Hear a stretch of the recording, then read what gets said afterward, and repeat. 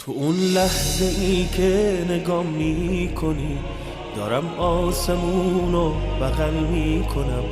حالم خوبه وقتی صدا میکنی، حالم خوبه وقتی صدا میکنی، حالم خوبه وقتی صدا میکنی.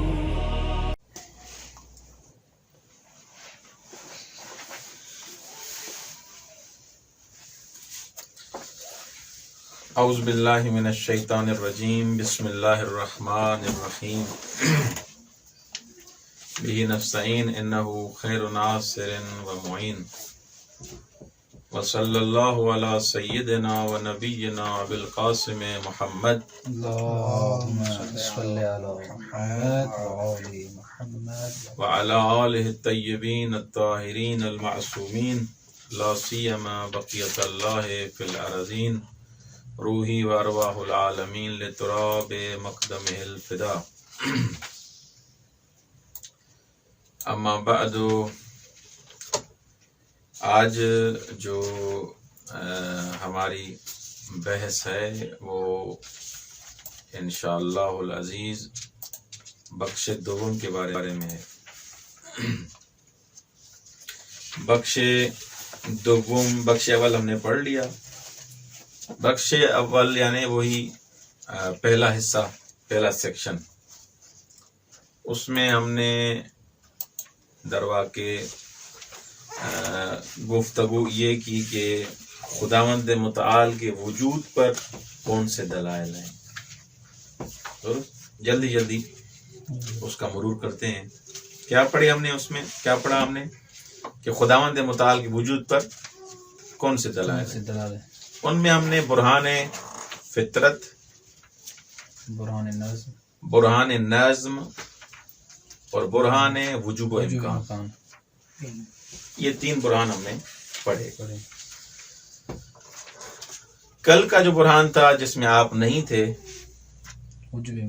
وہ برہان وجوب و امکان ہم نے پڑھا. وجوب و امکان کے بارے میں ہم نے بیان کیا کہ وجوب و امکان وہ ایسا برہان ہے جس میں یہ ممکن الوجود محتاج ہے ایسی ہستی کی طرف جو اس کو وجود بخشے. کیوں؟ سوال کر سکتے ہیں کیوں میں کیوں محتاج ہوں کہ مجھے کوئی وجود دے. اور یہ خدا پر دلیل کیسے ہے؟ خدا پر دلیل ایسے ہے کہ دیکھیں کائنات میں دو قسم کے موجود ہیں. یا ایسا موجود ہے جس کا ہونا ضروری ہے، یا ایسا موجود جس کا ہونا ضروری نہیں ہے. یا ایسا موجود ہے جس کا ہونا واجب ہے، یا ایسا موجود جس کا ہونا واجب نہیں بلکہ ممکن ہے. ہونا ضروری ہے، ہونا واجب ہے، خوب، اور ہونا ممکن ہے. یہ دو صورتیں ہیں اس کی وجود کی. جو واجب ہے، جس کا ہونا ضروری ہے، توجہ ہے، جس کا ہونا ضروری ہے، اس کو کسی علت کی ضرورت نہیں ہے.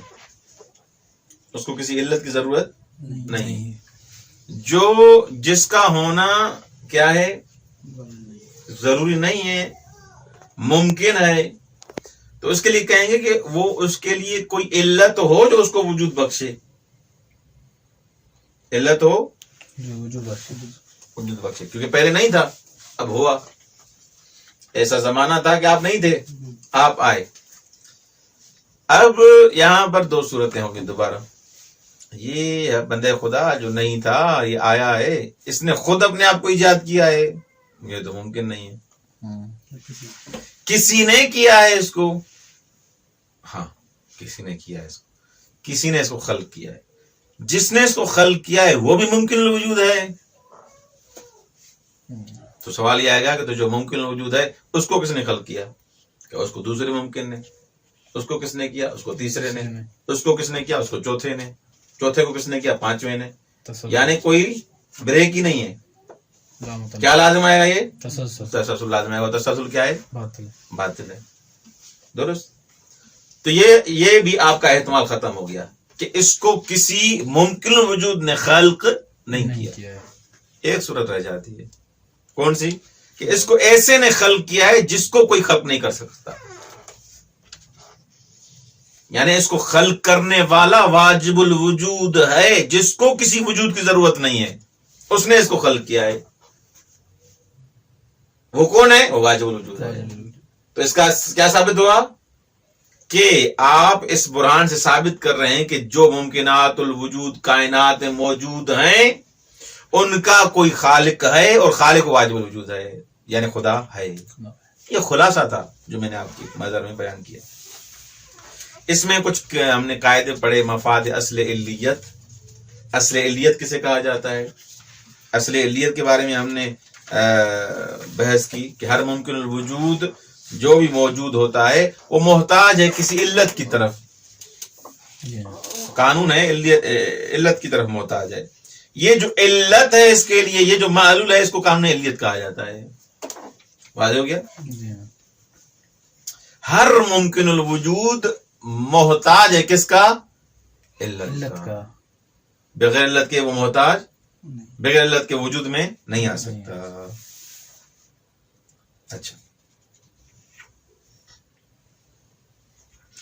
آج ہم کیا پڑھیں گے؟ یہ تو کل کا درس تھا، اس کا ہم نے ایسے چٹنی بنا کے آپ کو دے دیا. باقی یہ پورا درس جس کو پڑھنا ہے وہ درس نمبر 6 سنیں. 6 نمبر درس سنیں، اس میں ماشاءاللہ سب کچھ موجود ہے. آج ہماری بحث ہے بخش دوم میں سیکشن نمبر 2، کتاب کلام اسلامی. توحید میں یہ سیکشن کس کے بارے میں ہے؟ توحید کے بارے میں. اچھا، سب سے پہلے پہلے پیج پہ دیکھیں، فرسٹ پیج پہ دیکھیں کیا ہے. جیسے کلیات لکھا ہے. آغا صاحب کہہ رہے ہیں کہ اسلام ایک ایسا آئین ہے جو توحید پرستی کا آئین ہے، یکتا پرستی کا آئین ہے. درست. اور تمام تعلیم اسلامی کی جب آپ تلاوت کریں گے، پڑھیں گے، تو اس میں توحید کا ایک عظیم مقام ہے، ایک جائگہ والا ہے، بلند مقام ہے اس کا. اسی وجہ سے آپ قرآن مجید کی جب تلاوت کریں گے، کئی آیات توحید کے بارے میں. ہاں، سورہ توحید تو اصلاً سورہ توحید کے بارے میں ہے، اس کے علاوہ کئی آیات توحید کے بارے میں. تو اس حساب سے توحید کی جو اہمیت ہے اہل بیت علیہ السلام کے فرامین سے، رسول خدا صلی اللہ علیہ وآلہ وسلم کے احادیث سے ثابت ہوتا ہے کہ توحید کی بڑی اہمیت ہے. درست. حتیٰ کہ جو دوسرے احکامات بھی ہیں، اخلاق ہو گیا، احکام ہو گئے، یہ بھی توحید پر استوار ہیں. ان کی بنیاد کیا ہے؟ توحید ہے. یعنی کہنے کا مقصد یہ ہے کہ اگر توحید کو نہیں مانے گا تو اخلاق کس بات کا؟ توحید کو نہیں مانے گا تو احکام کس بات کے؟ بھائی یہ میں احکام الہی کو میں جو مان رہا ہوں، توزیل مسائل پہ جو عمل کر رہا ہوں، کیوں کر رہا ہوں؟ اس لیے کہ خدا کا حکم ہے، رسول خدا کا حکم ہے، اس لیے نا خدا کا حکم ہے. جب خدا کو نہیں مانتا تو احکام اخلاق میرا اچھا کیوں ہے؟ یہاں پر متانت کے اخلاق کے ساتھ میں کیوں زندگی کر رہا ہوں؟ اس لیے تاکہ آخرت میں آپ کو کیا ملے؟ اجر ملے نا. یہ نیت ہے نا. درست. اب جس کی جو خدا کو ہی نہیں مانتا، خدا کو ہی نہیں مانتا، اخلاقیات وہ مثلا چوری، غیبت، خندہ پیشانی، یہ دیکھتا ہے کہ یہ سارا ثمرہ ہے تعلیمات اہل بیت علیہ السلام کا. جب خدا کوئی نہیں مانتا، کیوں بھائی؟ میری مرضی ہے جو کروں. خدا کو مانتا ہی نہیں ہے. تو تمام تعلیمات اسلامی کا کیا ہے؟ نچوڑ ہے اور بنیاد ہے کیا؟ توحید. درست.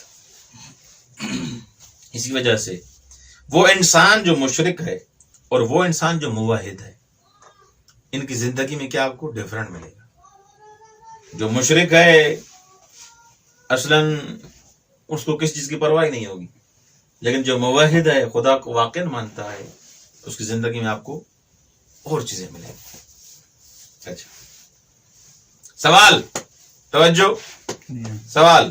یا ایھا الطلاب، ہاں، سوال یہ ہے کہ بھائی یہ توحید کی جو آپ گفتگو کر رہے ہیں، یہ فقط اسلام میں ہے یا دوسرے ادیان میں بھی اس کی گفتگو کی گئی ہے؟ سوال ہے یا نہیں ہے؟ سوال ہے، سوال آ سکتا ہے بھائی توحید، اصل توحید اسلام میں ہے فقط یا نہیں دوسرے ادیان الہی میں بھی اس کی ندا دی گئی تھی، اس کے لیے اس کی طرف بلایا گیا تھا؟ جواب یہ ہے کہ جی جناب، فقط اسلام میں نہیں ہے بلکہ تمام ادیان الہی، نہ غیر الہی، تمام ادیان الہی، یعنی جو بھی پیغمبر آئے آج تک یعنی رسول خدا صلی اللہ علیہ وآلہ وسلم تک جو بھی انبیاء آئے، درست، انہوں نے سب نے کس کی طرف دعوت دی؟ توحید، یکتا پرستی کی دعوت دی، سب نے، سب منادی توحید تھے۔ تو یہ سوال کا جواب کیا ہوا کہ دوسرے ادیان میں بھی توحید ہے جیسے اسلام میں ہے،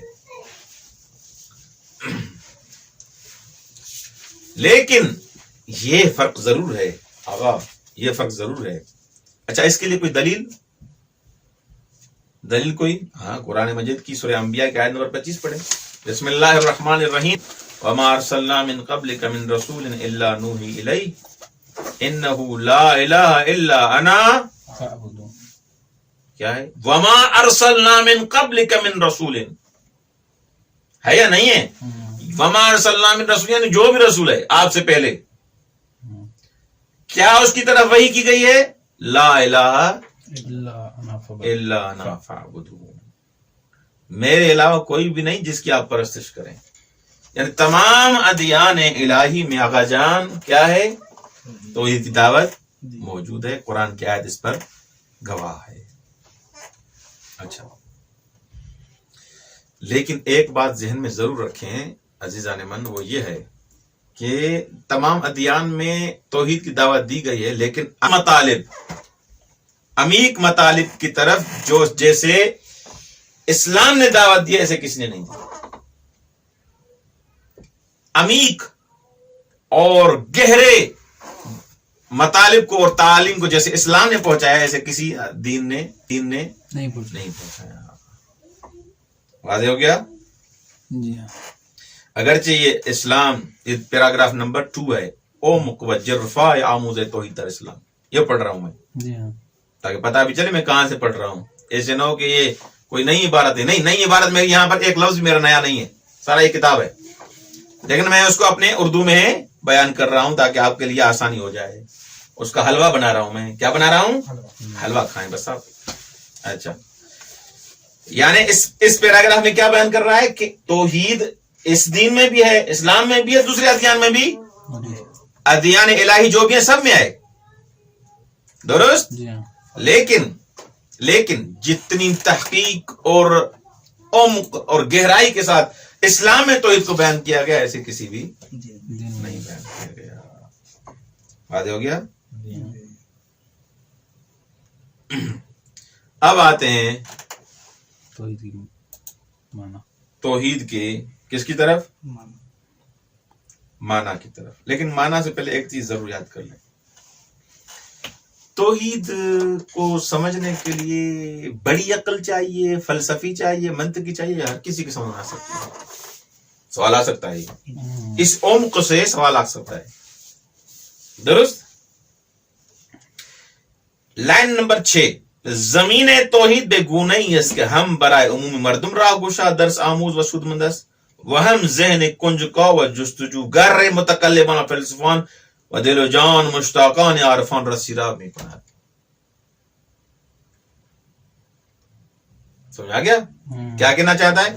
کہ بھئی یہاں جو چھوٹا بچہ ہے، کسان ہے، دکاندار ہے، پولیس والا ہے، اس کے لیے بھی یہ توحید مفید ہے، عمومی مطالب میں سے موجود ہیں، اور وہ جو فلسفی ہے، وہ جو عارف ہے، وہ جو منطقی ہے، وہ جو لاجک کو جانتا ہے، اس کے لیے بھی توحید ہے، البتہ بحسبی، وہ اس طریقے سے خدا کو جانتا ہے، یہ اس طریقے سے خدا کو جانتا ہے۔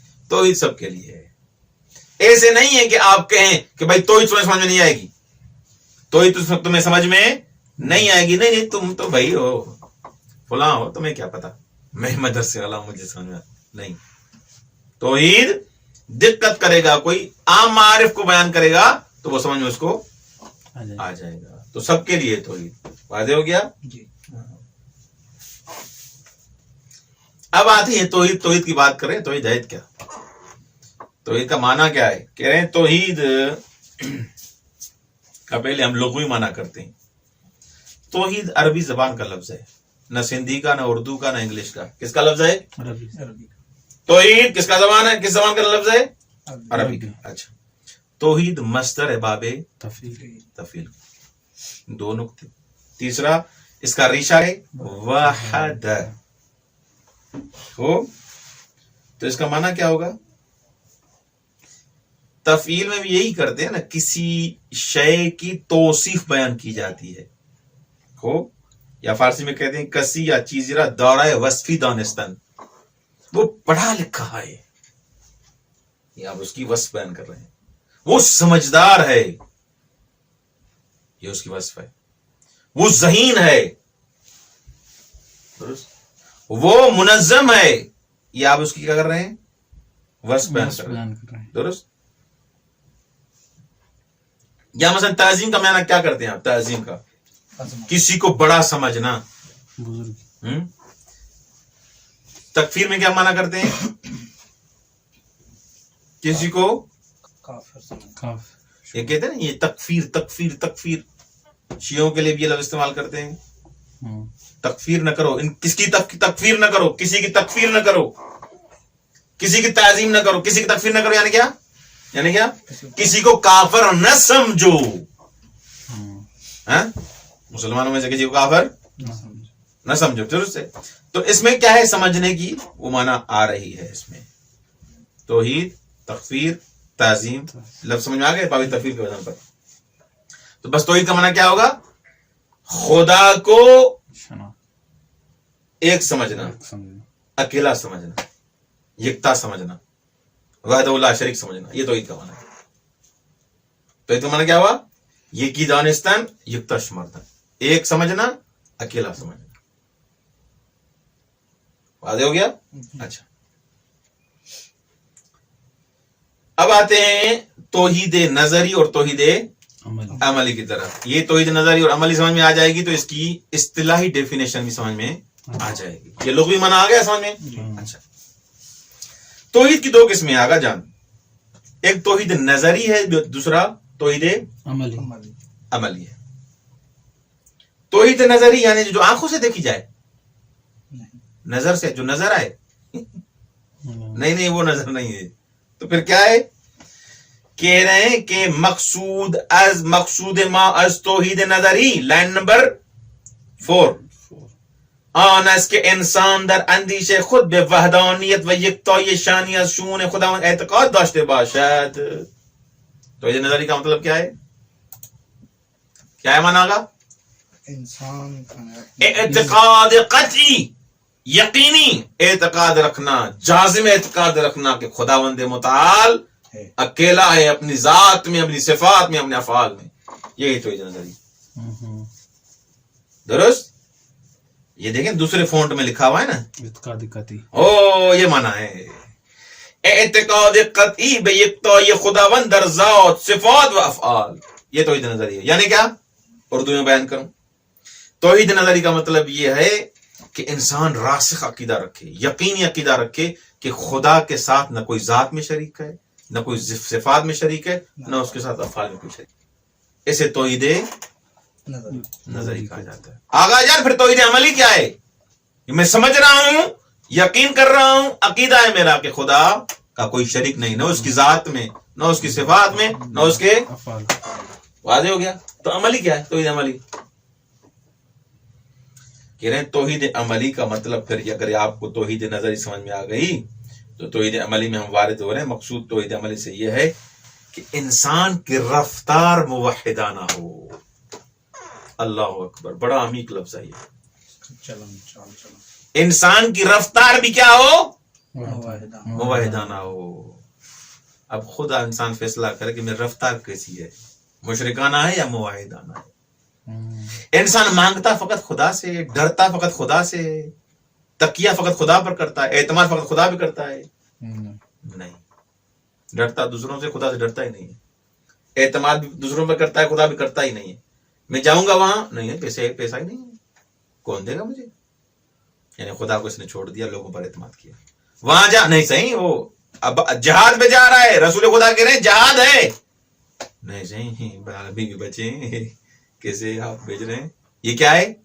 ایک خوف اس کو کس کا ہے؟ بیوی بچے کے مرنے کا، بھوکے رہنے کا، لوگوں کا خوف تھا، اللہ کا خوف.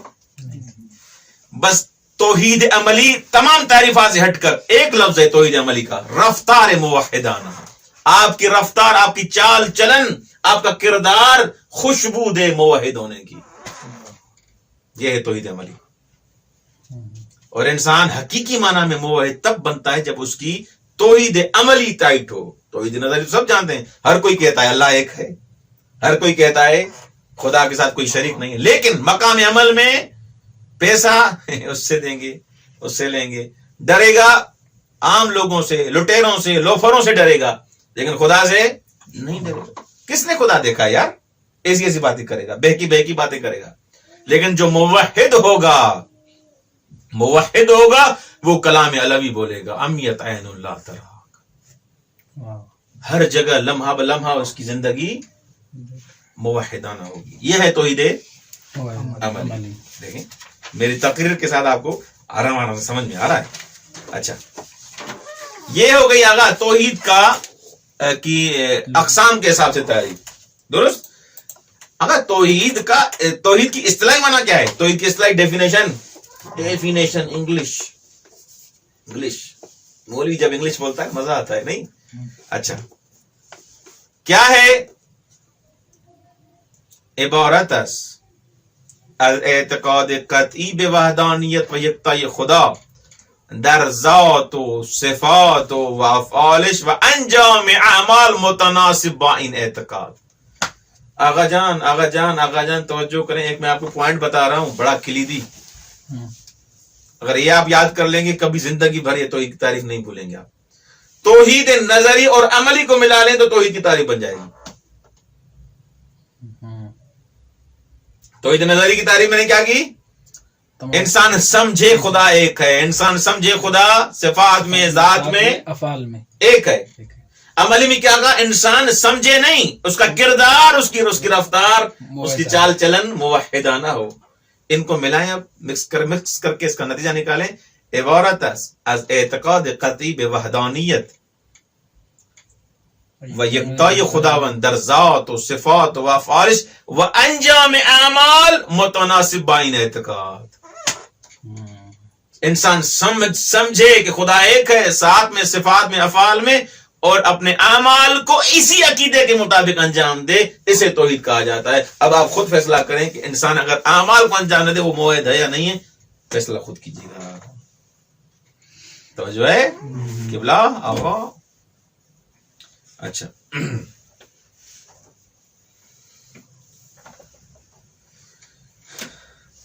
آگا ایک اور بات یہاں پر آغا صاحب کر رہے ہیں، آغا سعیدی مہر ایک بات کر رہے ہیں کہ ایک دفعہ توحید کا معنی عام لیا جاتا ہے، ایک دفعہ توحید کا معنی خاص لیا جاتا ہے. درست. یہ عام و خاص کہاں سے آ گیا؟ صحیح، پہلے ہی نظری عملی، پھر یہ عام اور خاص کہاں سے آ گیا؟ یہ آسان لفظوں میں آپ کو سمجھا رہا ہوں کہ اس دو معنی توحید جو ہے یہاں پر بحث کر رہا ہے، اس کا مطلب کیا ہے. حلوہ بناؤں؟ اس کا حلوہ بناتا ہوں. اچھا، کہہ رہے ہیں کہ کبھی کبھی آپ توحید کا لفظ استعمال کرتے ہیں لیکن خدا شناسی کے تمام مباحث اس میں یوز کیے جاتے ہیں، استعمال کیے جاتے ہیں.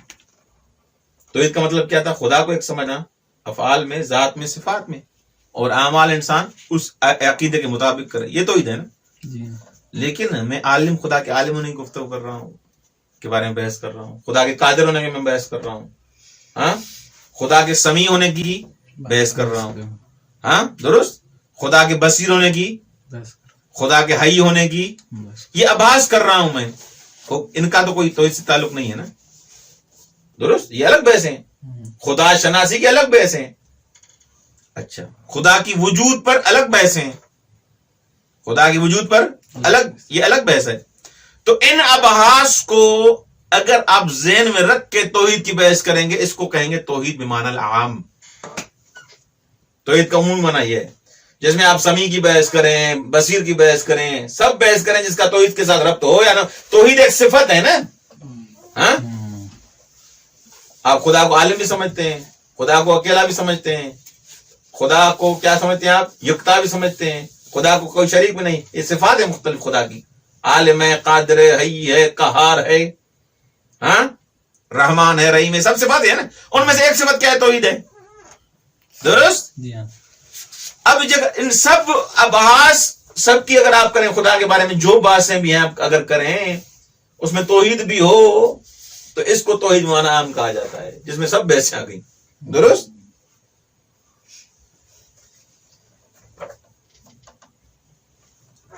کہہ رہے ہیں کہ توجہ بین نقطہ لازم ہے اس کی در مباحث اعتقادی گاہ توحید در معنی ہے عام تر از معنی مصطلح کے بدان اشارے کر دیں بیکار می رود. یہ ابھی جو معنی کیا اس سے تھوڑا عمومی شامل ہمیں ابحاث مربوط به خدا شناسی.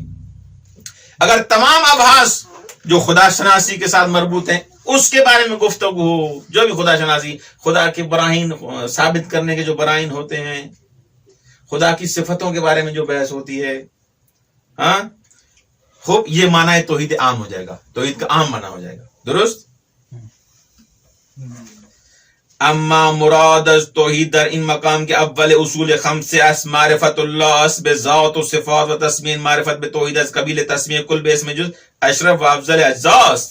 خوب یہاں پر کیا کہہ رہے ہیں کہ اگر اصول خمسہ یہاں پر مراد ہیں اس حساب سے کہ خدا کی ذات، صفات، اس حساب سے خدا کی معرفت ہے، تو پھر آپ اس کا توحید نام کیوں رکھ رہے ہیں؟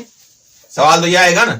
خدا کی تمام صفات کے بارے میں اگر بحث کرنی ہے، خدا کے تمام اسماء کے بارے میں بحث کرنی ہے، خدا کے براہین کے بارے میں اگر گفتگو کرنی، تو اس کا نام توحید کیوں رکھا ہے؟ پھر اس کا نام خدا شناسی رکھیں، اس کا نام معرفت اللہ رکھیں.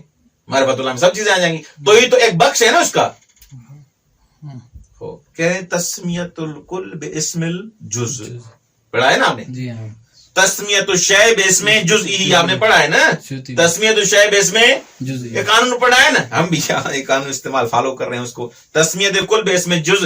پھر آگا اس توحید کا نام کیوں رکھا؟ آپ عالم کا نام رکھ دیتے، علیم کا نام رکھ دیتے، قادر کا نام رکھ دیتے، رحمان کا نام رکھ دیتے. اس لیے کہ توحید سے شریف ترین کوئی خدا کی صفت ہے ہی نہیں.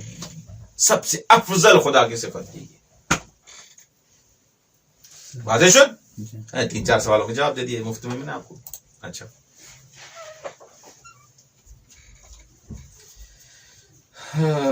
ہمان گنوں کے ملاحظے میں شد در عبارت بالا ابتدا معنی خاص توحید اشارہ شد کہ یہ با یگانی کے خداوند و نفی شریک ارتباط دار. توحید کا خاص معنی کیا ہے؟ کہ خدا کا کوئی شریک نہیں ہے، خدا کو ایک سمجھنا، ایک سمجھ کے رفتار بھی ویسی کرنا، یہ توحید کا خاص معنی ہے. لیکن عام معنی کیا تھا؟ تمام ابحاث کو لے کے چلنا. واضح ہو گیا؟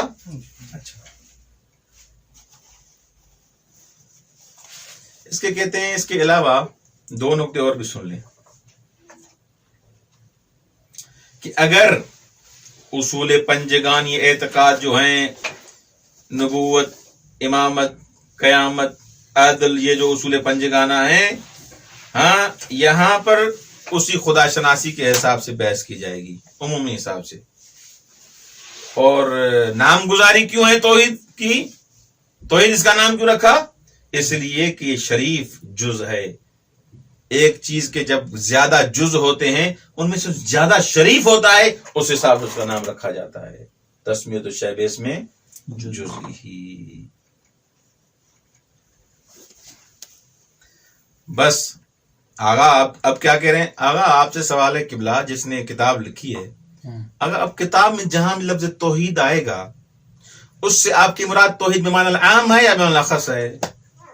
توحید عام مراد ہے، توحید خاص مراد ہے. اب یہ تو سمجھائیں ہم تو پھر یہ کہہ رہے ہیں کہ ہر جا سخن از توحید بمیان می آوریم مقصود من ہمان معنی خاص. جب بھی توحید کا اب لفظ استعمال کریں گے کتاب میں تو ہمارا خاص وہ یکتا اور وحدہ لا شریک لہ والا معنی ہوگا، نہ کہ پوری ابحاث.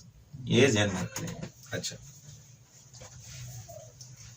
آگا یہ دوسری بحث آگاہ کر رہے ہیں، وہ یہ ہے کہ اس نقطے کی طرف بھی آپ کو توجہ دلانا ضروری ہے کہہ رہے ہیں کہ توحید کی جو بحث ہے دروا کے اوصاف الہی میں سے کسی ایک صفت کی بحث ہے. درست یہی بحث کی نا.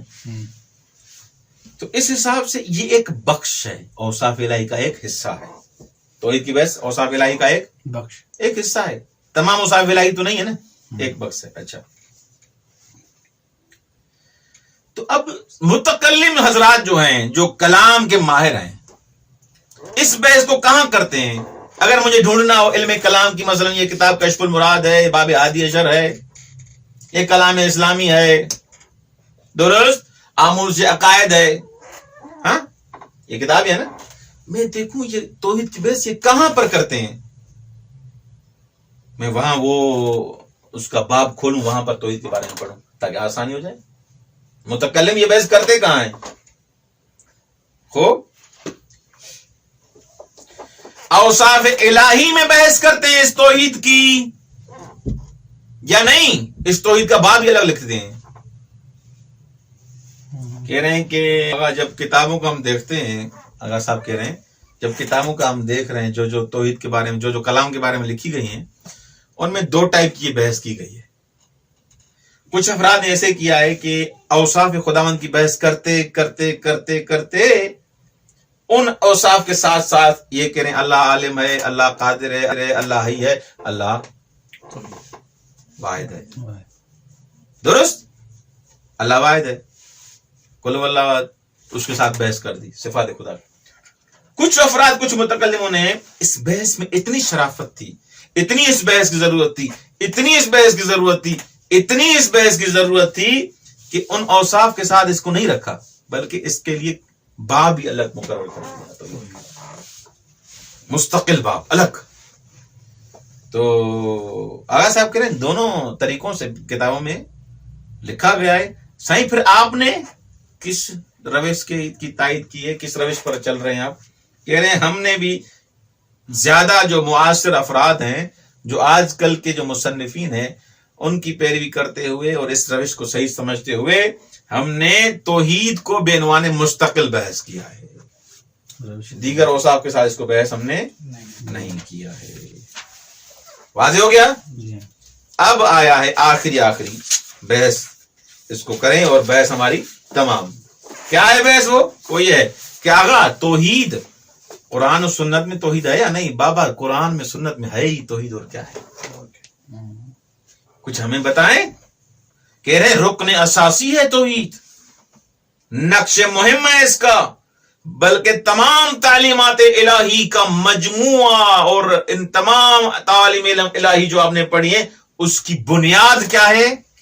توحید ہے. یہ آپ کو جا بجا ملے گا.